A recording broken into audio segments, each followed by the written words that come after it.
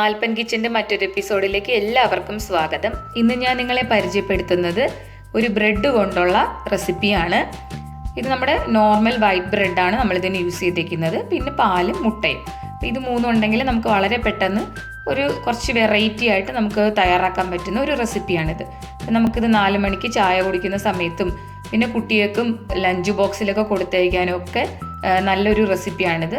എങ്ങനെയാണ് ചെയ്തെടുക്കുക എന്നുള്ളത് കാണാം.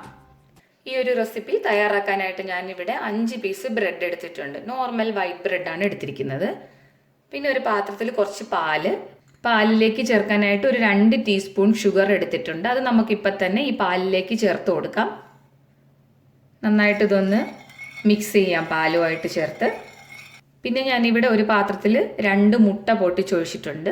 അതിൽ ഉപ്പൊന്നും ഇട്ടിട്ടില്ല കേട്ടോ, അതങ്ങനെ തന്നെ എടുത്താൽ മതി. ഇത് വളരെ പെട്ടെന്ന് തയ്യാറാക്കാൻ പറ്റുന്ന ഒരു സിമ്പിൾ റെസിപ്പിയാണ്.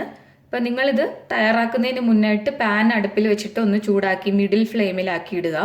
അപ്പം ഇപ്പം ഞാനൊരു പാൻ അടുപ്പിൽ വെച്ചിട്ടുണ്ട്. ഒന്ന് ഓൺ ചെയ്ത് മിഡിൽ ഫ്ലെയിമിലാക്കിയിട്ട് പാൻ ഒന്ന് ചൂടാക്കാൻ വെച്ചിട്ടുണ്ട്. ബ്രെഡ് നമ്മൾ ഈ പാലിലൊന്ന് മുക്കിയെടുക്കുക അതുപോലെ.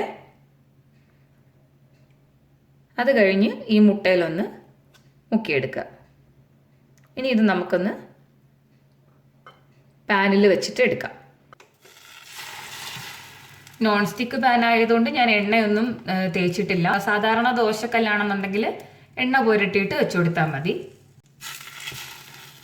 മിഡിൽ ഫ്ലെയിമിൽ തന്നെ വെച്ചു കൊടുക്കണം, ഇല്ലാന്നുണ്ടെങ്കിൽ ഇത് പെട്ടെന്ന് കരിഞ്ഞു പോവും. ഇതിപ്പോൾ ഒന്ന് തിരിച്ചിട്ട് കൊടുക്കാം.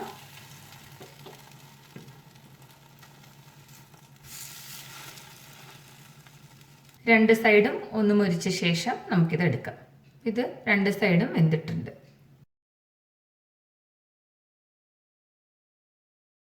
ഇനി നമുക്ക് ബാക്കിയിരിക്കുന്നത് കൂടെ ഇതുപോലെ ഒന്ന് ചെയ്തെടുക്കാം.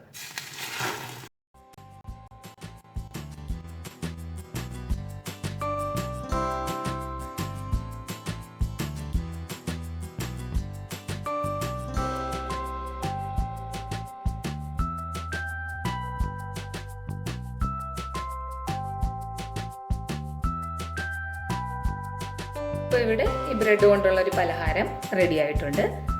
ഇത് കുട്ടികൾക്കൊക്കെ ഭയങ്കരമായിട്ട് ഇഷ്ടമാവുന്ന ഒരു ടേസ്റ്റാണ് ഇതിനുള്ളത്. അപ്പം നിങ്ങൾക്ക് ഈ വീഡിയോ ഇഷ്ടമായെന്നുണ്ടെങ്കിൽ നിങ്ങൾ മറ്റുള്ളവർക്കൂടെ ഷെയർ ചെയ്യാൻ മറക്കരുത്. എൻ്റെ ചാനൽ ഇതുവരെ സബ്സ്ക്രൈബ് ചെയ്തിട്ടില്ലാത്തവരാണെങ്കിൽ ഒന്ന് സബ്സ്ക്രൈബും കൂടെ ചെയ്യൂ. നിങ്ങൾക്ക് ഇഷ്ടമായെങ്കിൽ നിങ്ങൾ കമൻറ്റിലൂടെ എഴുതി അറിയിക്കുക, ലൈക്ക് ചെയ്യുക. അടുത്ത എപ്പിസോഡിൽ മറ്റൊരു വീഡിയോയുമായി നമുക്ക് വീണ്ടും കണ്ടുമുട്ടാം.